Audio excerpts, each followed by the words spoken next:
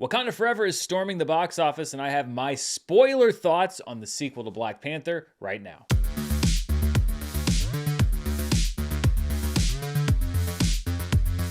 This review is brought to you by Mint Mobile. Get premium wireless from just $15 a month at mintmobile.com/Murrell, and stay tuned after this review for more info.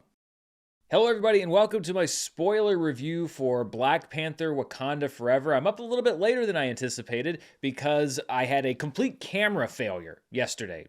It bricked on me, so I had to readjust some stuff. I'm filming this on my phone. I moved some of the lighting around, so if I don't quite look as sharp as I usually do, or if you don't think I look sharp, then, if I look about the same, then I apologize, but I had to do some improvisation technically after doing a lot of troubleshooting. But that's not the story here. The story is Black Panther Wakanda Forever. I did my non-spoiler review of the movie. That came out on Friday. If you want to check that out, if you haven't seen the movie and you don't want to know any details, then you can go do that right now. But if you have seen the movie, or if you don't care about hearing what happened in Black Panther Wakanda Forever, then this is the review for you, because I'm going to go into all the stuff that I couldn't say without spoiling anything in my other review. So let's start with where the movie starts, really, and it's one of the question marks that I think was surrounding this film, and that is the death of T'Challa. How are they going to handle it? Was it going to be something related to him being Black Panther? Was it going to be something more closely related to what happened with Chadwick Boseman? And I liked the way that they handled it. I know that some people thought that maybe he should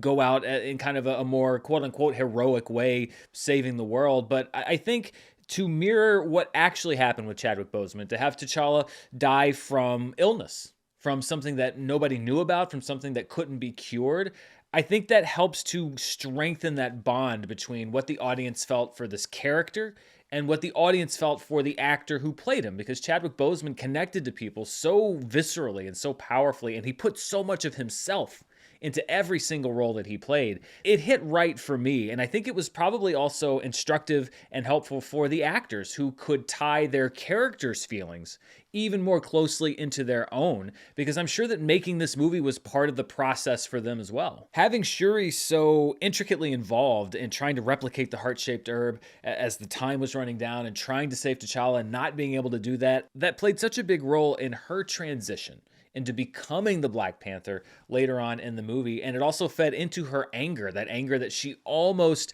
gives into in the same way that Killmonger did. To have Shuri trying to save T'Challa and not be able to, I think that was a better character beat for her than her just grieving his death. It made it much, much more personal. The only thing that I might have changed was I wish that we would have seen a little bit more of the wider world reaction specifically to T'Challa's death. Perhaps seen a representative of the Avengers making some sort of a statement, understanding that while Wakanda was grieving, around the world, T'Challa was also being remembered. But I also understand the decision to keep it focused on Wakanda, to keep it focused on Ramonda and Shuri and the people that were closest to T'Challa. So it's something that was kind of on it would have been nice to have seen list, but I also understand why they did it the way they did it. And let's talk about the new Black Panther, at least for this movie, and we'll see going forward.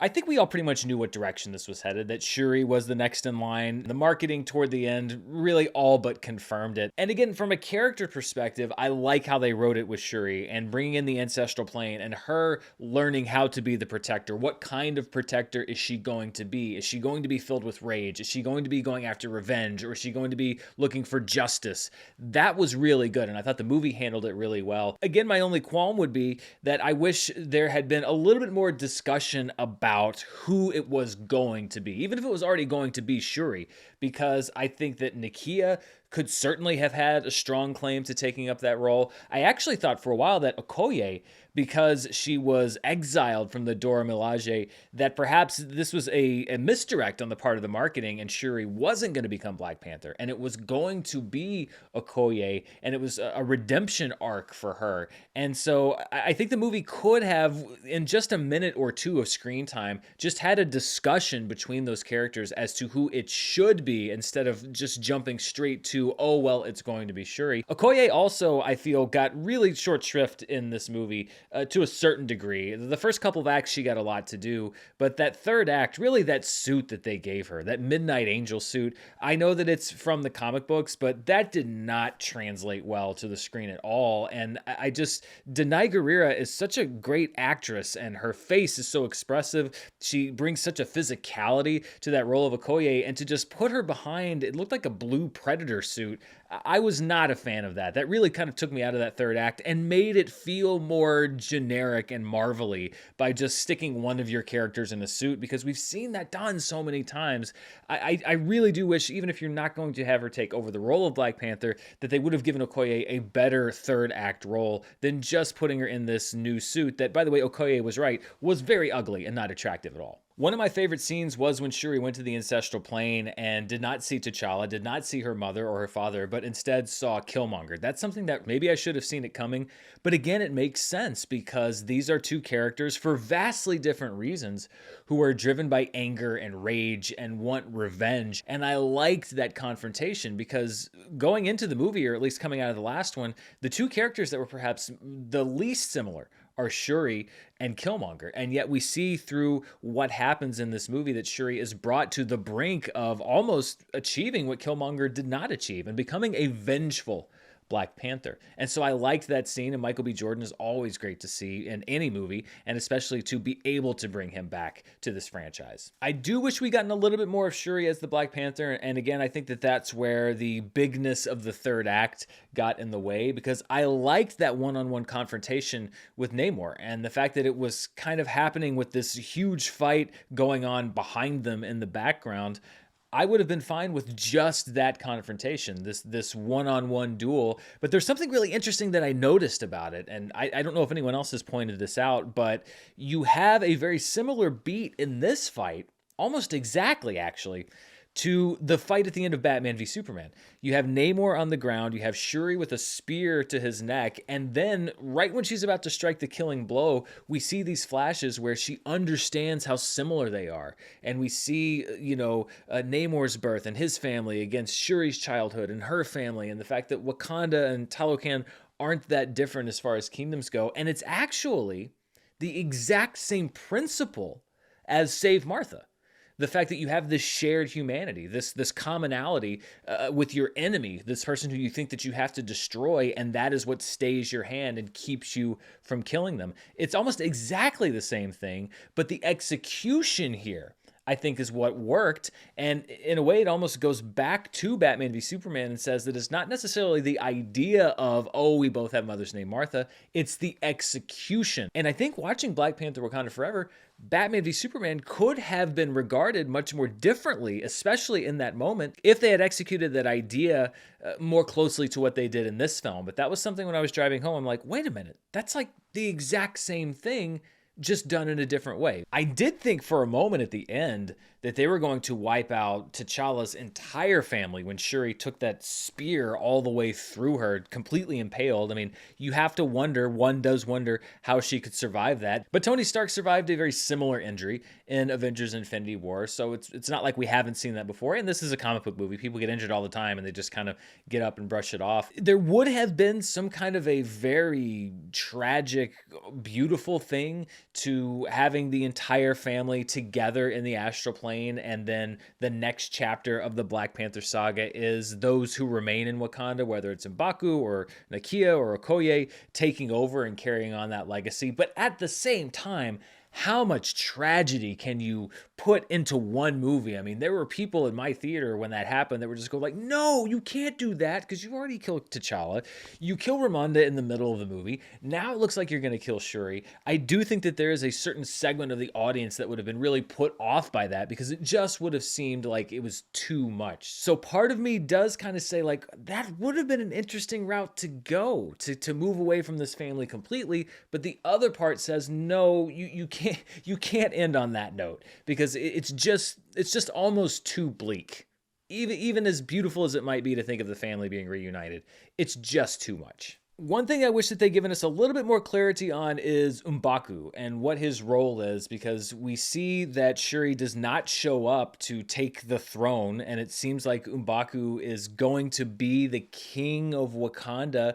But it also appears that Shuri is still going to be Black Panther, the protector, and I'm fine with that. But again, I think the movie made it a little unclear as to exactly what was happening or what was going to happen moving forward. Speaking of M'Baku, Winston Duke, and I said it in my non-spoiler review, he wasn't in the movie as much as I would have liked for him to have been, but he just drinks in that role and makes the most out of every single moment. The mileage he got out of the word cool Khan just in that one speech was so great. It does seem like they are setting him up to have a more integral role in a third Black Panther film, if there is one, and there's been no official confirmation yet. And I hope that if they do make one, that he will be right there in the mix, right in the forefront, not just kind of like, oh, we're going to go to Wakanda, he's going to sit on the throne, kind of like he already has done, and then we're going to go off and do the other action. I would love to see M'Baku get promoted to co-lead of this franchise, or at least in the same roles that we've seen Nakia and Okoye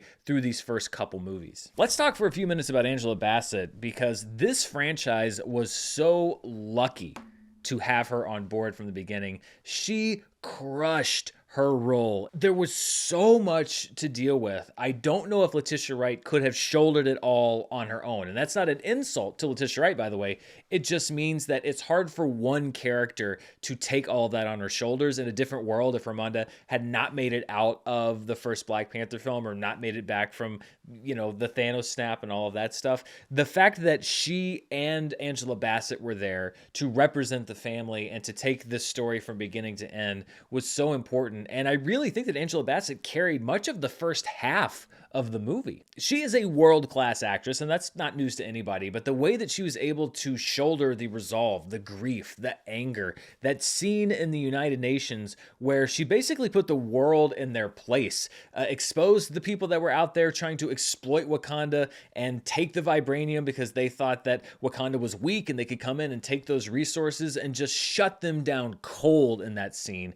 That was such a great reintroduction to her power as the ruler of Wakanda. I honestly didn't see her dying in this movie, and I kind of wish that they hadn't killed her.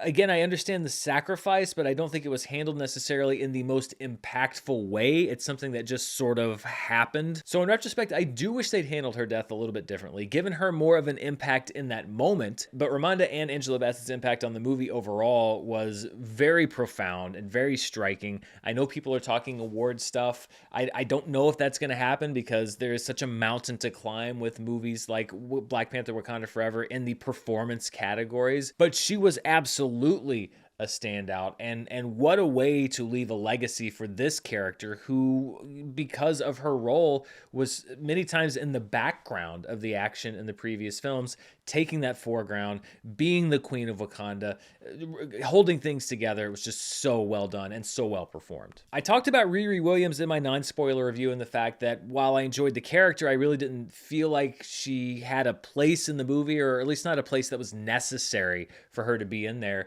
She reminded me a little bit of Black Widow in Iron Man 2 and Spider-Man, honestly, in Captain America Civil War, in the sense that they were both well played, and I liked those characters, but they were obviously put in this movie, this particular movie, to set them up for their own future projects, in this case, a Disney Plus series that we'll be getting in the near future. I honestly think I would have preferred to have established her in Ironheart, because I don't think they did a lot of establishment of her character, or at least her background, in Black Panther Wakanda Forever. I think the things in this movie that were specifically attributed to her could have been given to other people or rewritten to have other organizations behind them. I think you can still have Shuri be kidnapped without the whole rescue element. It really just sort of clouded a very profound story that was unfolding, not just in Wakanda, but with Namor and his people. And that's not to say that I didn't enjoy any of that action. It just, to me, was a detractor from the other stuff that we were seeing that was so great. I like Dominique Thorne. I'm interested to see what she's going to do going forward. I am glad that she left that suit behind in Wakanda because, quite frankly, I was not sad to see it go. Much like the Midnight Angel armor, I didn't care much for Riri Williams' suit. It was just a little too cartoonish for me. It really did look like a 90s kids TV cartoon suit. And again, it just didn't vibe with the whole feel of the movie. We'll keep talking about Black Panther Wakanda Forever in just a second, but before we do, I would like to thank the sponsor for this review, Mint Mobile. Mint Mobile offers premium wireless starting at just $15 a month, and now for the plot twist, no, there's not one. Seriously, Mint Mobile offers premium wireless service for $15 a month. That's it. No hidden contracts or surprise fees when you get your bill. No deals that sign you up for a streaming service on a trial basis that you probably already have or don't care about and then end up paying for despite the fact that you don't care about who has exclusive rights to Harry and the Hendersons. Just me? There is none of that, and I've been through those contract talks, those endless waits in the wireless store when you're trying to get a straight answer about what it is you're signing up for and how much it's going to cost. Then a month later, you figure out that all of it was wrong. You don't get any of that because with Mint Mobile, it is crystal clear. For anyone who hates their phone bill, and that's everybody, right? Mint Mobile offers premium wireless for just $15 a month. They also give you the best rate whether you're buying for one or a family, and at Mint, families start at 2 lines. All plans come with unlimited talk and text, plus high-speed data delivered on the nation's largest 5G network. You can also use your own phone with any Mint Mobile plan and keep your same phone number along with all of your existing contacts. You, yes you, can get premium wireless service from just $15 a month with no unexpected plot twists at mintmobile.com/Murrell. That's mintmobile.com/Murrell, M-U-R-R-E-L-L. Seriously, this will make your wallet very happy at mintmobile.com/Murrell. My mother told stories about a place like this. A protected land with people that never have to leave, that never have to change who they were. What reason do you have to reveal your secret to the world? I talked a lot about Namor in my non-spoiler review. The one thing I couldn't really talk about is the nature of the Talokan kingdom and the fact that it was a mirror to Wakanda largely because they also were able to achieve so much of what they could do through the use of vibranium. And I know some people would say like, well, wait a minute, if you keep introducing vibranium into the MCU, then it's not quite as special. And I would agree if they gave everybody vibranium, but I like this idea of Wakanda believing for their entire existence that they were the only ones to have this miracle substance and they are a special nation and they have this advanced technology and nobody else can access it. And you almost are throwing everybody for a loop. Obviously, T'Challa's family is on their heels because of what happened to him. And then you have Wakanda who's now dealing with the fact that like, well, wait a minute. We're not the only people that have this. There are people out here who can match our strength and match what we can do. And for the first time, Wakanda is sort of catching up. They're behind the curve, and I think that that's a very interesting dynamic. So I like that they tied vibranium into Namor, that they changed Atlantis to Talokan and tied it into Mayan culture. I just think it makes it a little more interesting. I know that some people get very connected to the canon of the comic books, but I think as long as you stay true to the spirit of the character, and I think that Namor did stay very true to the spirit of the character in the comic books. Sometimes he's an a-hole, sometimes he's your best friend. He's going to be playing all sides. All he really cares about a lot of the time is his kingdom, and he doesn't care much for the surface world at all. I think all of that is there, and that's the most important part. And with Talokan, basically, in much the same way as Wakanda sort of hiding from this dark history of conquest, I think it also puts Namor and Killmonger on similar footing, but not derivative of one another. The scene where he talks about his origin and where his people came from and going on land to bury his mother and burning the people that had hurt his family, and the idea of this war against the surface world,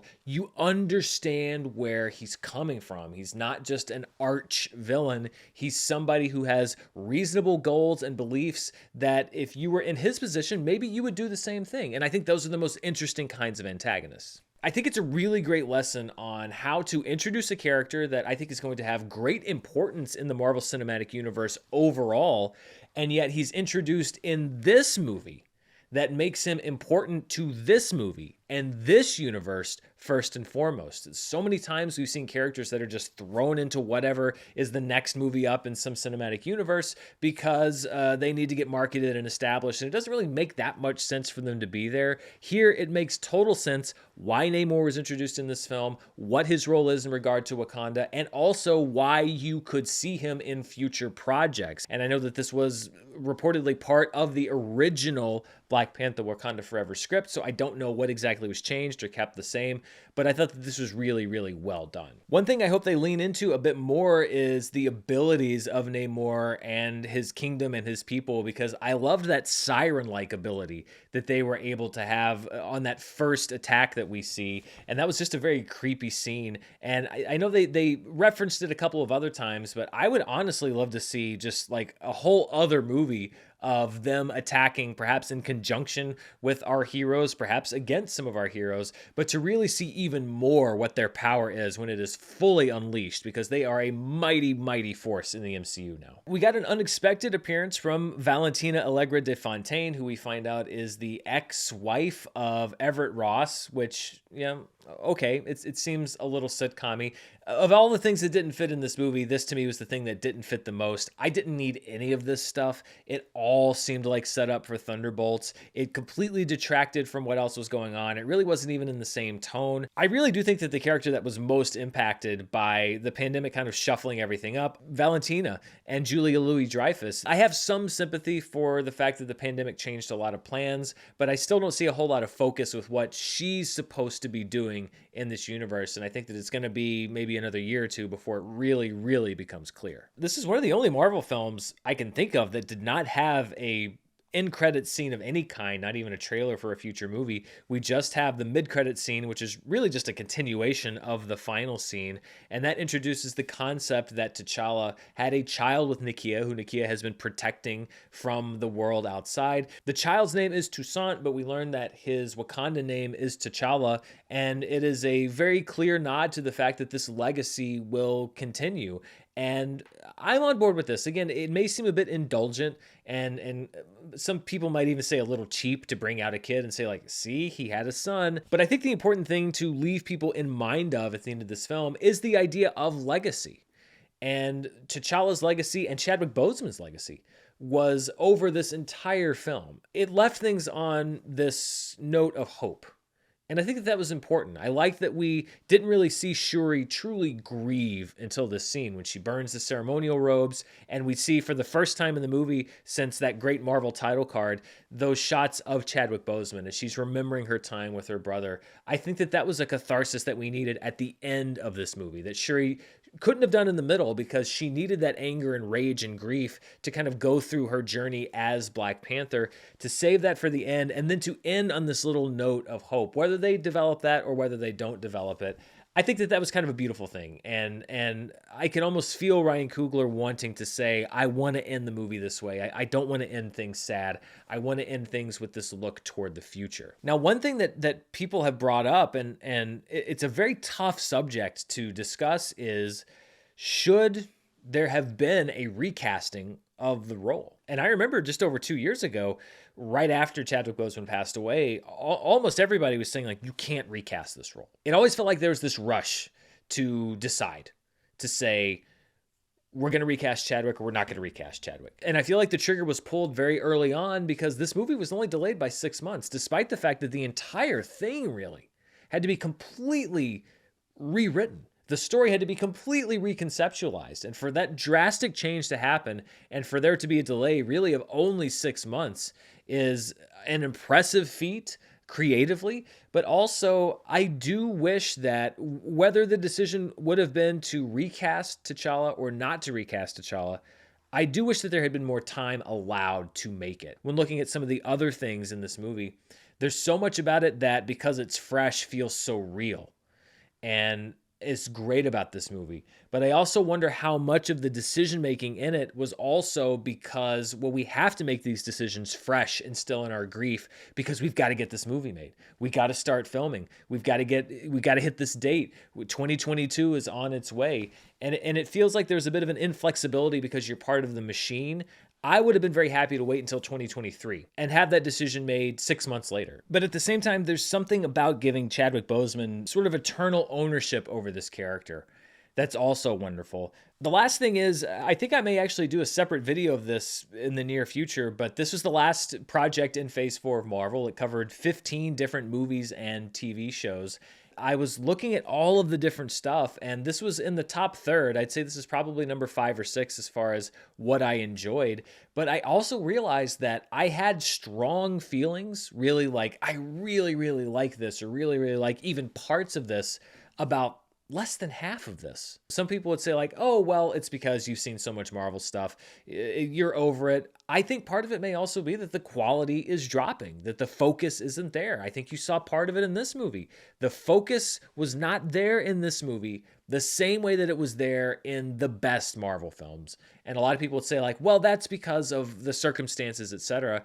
But I don't necessarily think that's so, because the things that had to do with Chadwick Boseman's death and T'Challa's death and Namor and Wakanda, those were the strong parts of the movie. It was everything else that kind of derailed everything. Going back to the well of the big third act battle and bringing in the side characters that didn't need to be there, that doesn't have anything to do with Chadwick Boseman or having to redo the plot of this movie. It has to do with this machine that this movie was a part of. I know that there's a directive from Disney to deliver, but if you're delivering some great stuff, a lot of good stuff, some mediocre stuff, and then a few things that have been just statistically some of the least liked things critically and audience-wise that you've ever done, I think you've got to take a good hard look at that. I don't think you can just like kind of hand wave it off and say like, oh, that's just a bunch of people that, whatever. We are approaching another big Marvel event. We are approaching the introduction of the X-Men. The M-word, mutant, was dropped in this very movie. Namor says that his abilities come because of a mutation, because he is a mutant. So that's the second time that we've heard that brought in, along with Ms. Marvel. Fantastic Four on the horizon, X-Men on the horizon, so many big stakes things coming up. And Marvel, I think, has got to be at its best because things can change very quickly. Wakanda Forever was a good movie. I didn't think it was great. I thought that it was good. I think out of their last 15 projects, Marvel's made 3 or 4 great things. There were some high highs, very high highs in this movie. Some of the best stuff we've seen in any Marvel movie. But there was also some stuff in this movie that I thought made it very inconsistent. Much more inconsistent than the first Black Panther movie, that kept it out of, for me, that top tier of Marvel films, despite the greatness that was in it.